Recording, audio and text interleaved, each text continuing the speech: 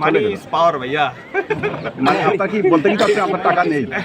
না না না, এখন টুকটাক যা আছে তখন আসলে ছিল না। তো ইন দিস লাস্ট মোমেন্টে তার বাসা থেকে বলছে কাফির তো ঢাকাতে বাসা বাড়ি নাই, বাড়ি গাড়ি নেই, তো তুমি কোথায় গিয়ে থাকবা। ও আসলে ঢাকার, তো ঢাকায় বাসা বাড়ি আছে। তো আসলে টাকা পয়সার জন্য হয় নাই। আর যাকে বিবাহ করছে সে কানাডা থাকে, ঢাকাতে বাসা বাড়ি আছে। তো টাকা, কিন্তু আমরা তো যতটুকু জানি যে ভালোবাসার মধ্যে টাকা পয়সা আসে না। এখন আসে তাহলে ভাই, এখন এটা যুগ পরিবর্তন তো। এটা এখন টাকা কাফি ভাই, আসে। তাহলে আপনার কাছ থেকে ভালোবাসার সংজ্ঞা জানতে চাই। আপনি ভালোবাসার সংজ্ঞা আপনি আমার বলেন। কাছে তো ওটাই মনে হয়, এসি ঘরের ভিতরে যে সব শান্তি সুখ, এটা তেমন না। কুড়ের ঘরেও তো শান্তি আছে। আপনি সাততলার উপরে এসিতে বসে হচ্ছে নিয়মিত গরু মাংস খাচ্ছেন, আর যেখানে ডাল ভাত খাচ্ছে, আলু ভর্তা খাচ্ছে, শাকসবজি খাচ্ছে, সেখানে যে শান্তি নেই, বিষয়টা সেরকম না। ভালোবাসার সঙ্গে আমার কাছে মনে হয় যে দুজন মিলে একসাথে থাকি, ভালো মন্দ সুখ দুঃখ ভাগাভাগি করে চলি। কিন্তু এখনকার সময়টা হয় না। তোমার টাকা আছে, আমি তোমার। আগে টাকা ছিল না কাফি ভাই, আগে টাকা ছিল না, এখন ভালোবাসা মোটামুটি ছিল, ভালো এখন আছে। তো ভাই এখন মোটামুটি আছে। প্রাক্তনরা কিছু বলবেন? এখন তো আসলে ভাই ভালোবাসা নাই, কিছু কিছু আছে। এখন তো আসলে যেটা আছে সেটা আপনারা বুঝতেছেন। না, একটু আগে আপনি বললেন কাফি ভাই আপনার কাছে টাকা নাই, কিন্তু এখন মোটামুটি ভালো আছে। তার আরেকটা প্রাক্তনকে বিষয় এখন আপনার কিছু কাছ থেকে বলবেন আমি কিনা? ক্লিয়ার করি, সেটা হচ্ছে যে এখন যদি আপনাকে কেউ আবার প্রস্তাব করে, আপনি তো এখন নিজেই বললেন যে টাকাটা আসল, তো সেক্ষেত্রে আপনি তাকে কোন ইয়েতে বিশ্বাস করবেন, কোন বিষয়টা অগ্রাধিকার দিয়ে বিশ্বাস করবেন সে যে আসলে আদৌ ভালোবাসে আপনাকে? এখন ভাইয়া হয় কি, এখন ওই ওই ভালোবাসার দিকটা আমার ভিতরে আসলে কাজ করে না। এইটা বলে আবার হচ্ছে গিয়ে কাউকে কাউকে হারাচ্ছি মনে হয়।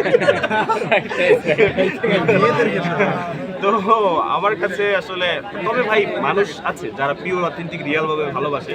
তো এখন যারা আসবে তারা হয়তো আমার পজিশন দেখেই আসবে। আবার হচ্ছে কেউ কেউ সত্যিকারের ভালোবাসা, এখন হচ্ছে মনের ভিতরে কি আছে সেটা আল্লাহ তাআলা তো দেখার সুযোগ দেয় নাই। তো সেরকম তো জানা যাবে না যে কার মনের ভিতরে কি আছে। ধরেন যে একাধিক মেয়ে আপনাকে প্রেম নিবেদন করলো, আপনি কোনটা বেছে নেন? আমি আজকে দৌড়ে পালাবো ভাই, প্রেমের ভিতরে আমি নাই। একটা অ্যাকসেপ্ট করবেন না। আমি প্রেমের ভিতরে এখন নাই, ও বেইমানের এই জায়গায় আমি নাই। প্রেমটা বেঈমান। ধরা খাইছি ভাই, আর ধরা খাইতে চাই না। ভালো ধরা আছি। খাইছে। কাফি ভাই, প্রাক্তনকে নিয়ে এত কথা বলতে আছেন, তার কি কোনো ঝামেলা? ওটা তো আমার দেখার বিষয় না। সে যে আমাকে ঝামেলা করে বসাই দিয়ে গেছে সেটাই তো আমি শেষ করতে পারতেছি না। আপনি কি বলতে যাচ্ছেন যে আপনার জীবনে যে ভালোবাসা আছে তাতে আপনার বিশ্বাস নষ্ট হয়েছে জীবনে? না, তবে সে যে আসছিল এটা কিন্তু আমার জন্য একটা গুড পজিটিভ দিক। কারণ সে না থাকলে হয়তো এত ক্যামেরার সামনে দাঁড়িয়ে কথা বলার সুযোগ হতো না, বই লেখার সুযোগ হতো না, এত মানুষ ভালোবাসতো না। এই দিক থেকে তাকে ভালোবাসি, বাট ক্ষমা করবো না। আপনি এই যে প্রেমে ব্যর্থ হয়েছেন তার থেকে একটা শিক্ষা বলুন, যেটা আমরা শিক্ষা নিতে পারি। এটাই তো শিক্ষা। মানে এটা না হলে তো আর বইমেলায় আসলে এই জায়গাটা হতো না, মানুষের মাঝে এই জায়গাটা হতো না। আপনার বইয়ের বিষয়বস্তু কি? অনুকবিতা লিখি আমি। ওই যে অদৃশ্য অসুখ তুমি, মানে ছোট ছোট 2-3 লাইন করে অনুকবিতা। যে তুমি যদি হও অদৃশ্য অসুখের এক নার্স, আমি বলবো অসুখ তুমি থাকো 12 মাস। সবকটি রঙের সুতো হতে চাই, কোনো না কোনো রঙে তোমার সাথে মিশে থাকবো তাই।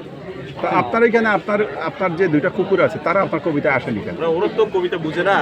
ওরা বুঝুক না, কিন্তু আপনি তাদের অস্তিত্বটা এখানে স্বীকার করবেন না। না হে, নিঃসন্দেহে ওরা তো আমার পরম বন্ধু, ওরা তো আমার বিশ্বস্ত বন্ধু। ওরা আমার পাশে ছিল বলেই আমি এত কথা বলতে পারছি, এত আগে যেতে পারছি। তো তাদেরকে আমি অন্তর থেকে ভালোবাসি। আপনার এই যে আজকে দেখছেন যে আপনি এবার কন্টেন্ট ক্রিয়েটার, এরাও কন্টেন্ট ক্রিয়েটার, বাট আপনি প্রতিদিন কন্টেন্ট দিন, আজকে আপনাকে নিয়ে কন্টেন্ট হচ্ছে, এটা আপনার কেমন লাগছে? না, আমার কন্টেন্ট ফুটেজ হচ্ছে, আপলোড হবে অনেক।